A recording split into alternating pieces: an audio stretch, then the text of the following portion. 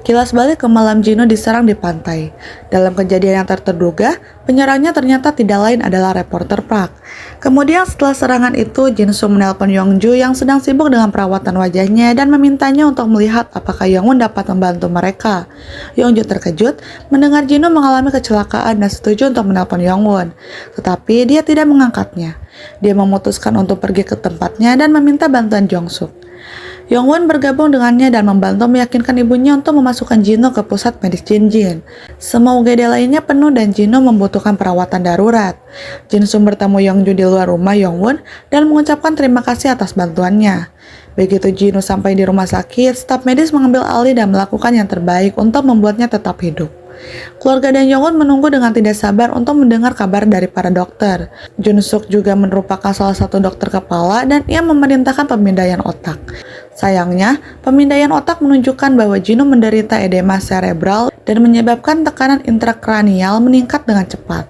Ada kemungkinan hal itu akan menyebabkan kematian otak. Para dokter memilih untuk melakukan kraniotomi ekstensif guna mengurangi kompresi otak dan tekanan intrakranial. Setelah operasi, Junsung menjelaskan kepada keluarga bahwa operasinya berhasil, tetapi sekarang mereka harus menunggu dan melihat apakah Jino akan sadar kembali. Ia memandu keluarga tersebut melalui seluruh proses dan memperingatkan mereka bahwa Jino mungkin tidak akan bangun. Ia menjelaskan bahwa ada kemungkinan kematian otak. Ini merupakan pukulan berat bagi keluarga tersebut, tetapi mereka mencoba untuk tetap berharap. Saat Jinsung mencoba untuk bersikap positif, Yonghee mulai menangis dan berdoa. Jinsung menegurnya karena menangis dan bersikap seolah-olah Jino sudah mati. Selama proses ini, Yongju dan ibunya beserta Yongchon menawarkan dukungan tanpa syarat kepada keluarga tersebut. Yongwon juga muncul untuk menawarkan dukungannya dan mengucapkan penyesalannya karena telah membuat Jino gentar selama penyelidikan pembunuhan berantai. Karena tidak dapat ditinggal diam di rumah sakit dan merasa gelisah, Jinsung kembali ke Wujin untuk memeriksa tempat kejadian di mana Jino mengalami kecelakaan. Para petugas memberitahu dia bahwa para petinggi memutuskan kasus itu sebagai kecelakaan dan menutup penyelidikan. Mereka mengklaim tidak menemukan apapun di tempat kejadian untuk membuktikan adanya tindak pidana. Mereka juga memberinya barang-barang milik Jino dari malam yang menentukan itu. Jinsung terkejut karena kasusnya ditutup tetapi meminta salah satu detektif untuk memeriksa CCTV di sekitar pantai pada malam kecelakaan. Detektif itu setuju untuk memeriksa dan menghubunginya jika mereka menemukan sesuatu yang mencurigakan. Saat memeriksa lokasi lagi, Jinsung menemukan sesuatu yang tampak seperti kancing mansek yang rusak. Kembali ke rumah sakit, Junsung bertanya kepada Yongwon mengapa dia begitu tertarik dengan kasus Jino. Yongwon mengaku merasa bersalah karena mencurigai Jino dan Junsuk mencoba menenangkannya. Junsuk juga mengatakan bahwa butuh keajaiban untuk menyelamatkan Jino.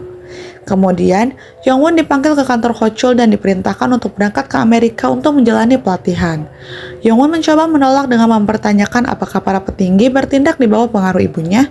Hochul tersinggung dengan pertanyaan itu dan menjelaskan bahwa pelatihan itu adalah hadiah untuk menangkap pembunuhan berantai. Wakil Komisaris Sang-geun berpendapat bahwa Yongwon dapat berhenti jika ia tidak menginginkan pelatihan itu. Jinsung kemudian kembali dari Wujin dan Yongju mencoba menjaganya. Jinsung mengatakan bahwa ia tidak menemukan apapun di tempat kejadian karena hujan lebat. Mereka berdua mengakui bahwa aneh bagaimana Jino bisa mengalami kecelakaan.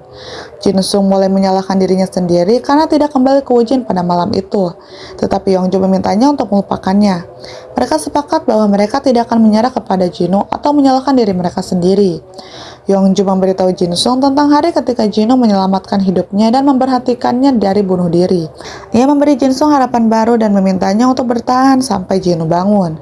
Malam itu, Jinsung memilih untuk tinggal di rumah sakit sementara ibunya tinggal di rumah Yongju. Setelah berbicara dengan Jinsung, Yongju bertemu dengan Yongwon di rumah sakit. Yongwon memberitahu bahwa dia akan segera berangkat ke Amerika untuk pelatihannya. Yongwon mencoba memegang tangannya, tetapi Yongju berjalan dengan cepat melewatinya. Yongwon kehilangan kesempatannya. Yongwon juga mampir untuk mengucapkan selamat tinggal kepada Jinsung dan mendoakan agar Jino cepat pulih. Yongju berjanji akan mengajak Jino makan di luar begitu dia bangun dari komanya dan kembali dari Amerika. Kemudian, Yongwon mengkonfrontasi ibunya tentang pelatihan khususnya. Tetapi ibunya menyangkal ada hubungannya dengan hal itu. Namun, ibunya bersikeras bahwa Yonghwan harus pergi dan mengurangi kegiatannya saat tiba di Amerika. Sementara itu, Yonghee menyesal telah memperlakukan Jinwoo dengan buruk dan selalu lebih menyukai Jinsung daripada dia. Dia mulai menyalahkan dirinya sendiri, tetapi Jangmi memintanya untuk berhenti dan mengendalikan diri. Dia juga meminta Yongju untuk mentraktir Yongchun makan dan berterima kasih padanya karena selalu mengantar mereka ke Seoul. Di tempat lain, di rumah sakit, Jungsung menempatkan penjaga di luar kamar Jinwoo. Para penjaga itu menghentikan Jinsung untuk mengunjungi saudaranya. Jinsung mencoba meminta bantuan Jongsuk, tetapi Jongsuk menyarankan untuk mengikuti perintah dokter. Yongju juga mencoba menenangkannya dengan mengatakan bahwa Jinwoo berada di kamar yang dikontrol ketat dan tidak akan ada gunanya membuat masalah di rumah sakit. Namun, kita melihat Jungsoo memasuki kamar Jinwoo dan tiba-tiba kondisinya memburuk. Para dokter bergegas masuk dan menilai situasinya.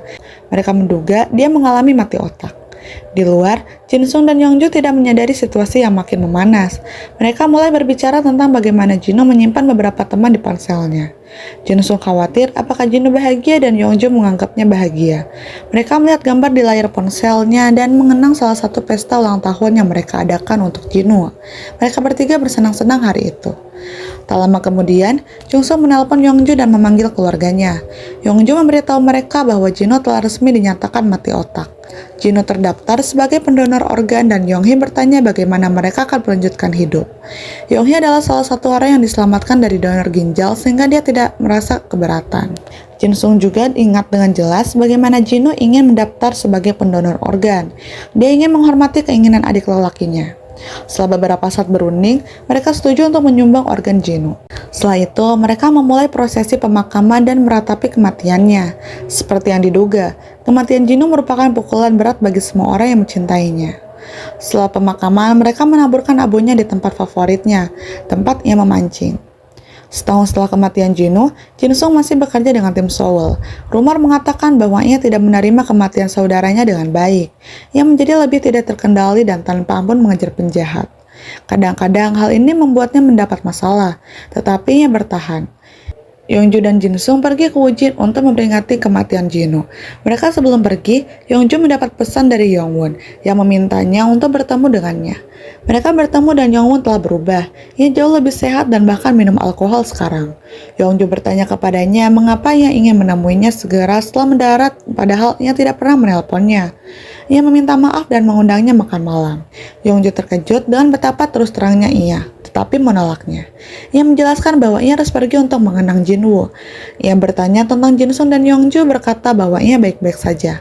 Mereka berjanji untuk bertemu begitu Yongju kembali. Sementara itu, Jinsung dengan sabar menunggu di luar restoran. Ia tidak senang dengan waktu yang ditentukan Yongwon, tetapi ia merahasiakannya. Mereka berkendara ke Wujin dan mengadakan upacara peringatan yang indah untuk Jinwoo. Yonghee bertanya-tanya apakah ia harus mulai memberikan barang-barang Jinwoo, tetapi Jinsung melarangnya. Mereka semua belum siap melepaskan Jinwoo. Setelah upacara peringatan, Jinsung dan Yongju kembali ke Seoul. Sebelum pergi, Jinsung memberikan uang saku kepada ibunya dan ibunya tersentuh oleh tindakannya. Mereka tiba di Seoul dan kita mengetahui bahwa Jinsung tinggal di gedung yang sama dengan Yongju. Jinsung yang menerima pesan video dari nomor anonim, ia memutar video dan menyadari bahwa video itu diambil pada malam Jinwoo mengalami kecelakaan. Video itu memperlihatkan seorang pria berjas hujan masuk ke dalam mobil.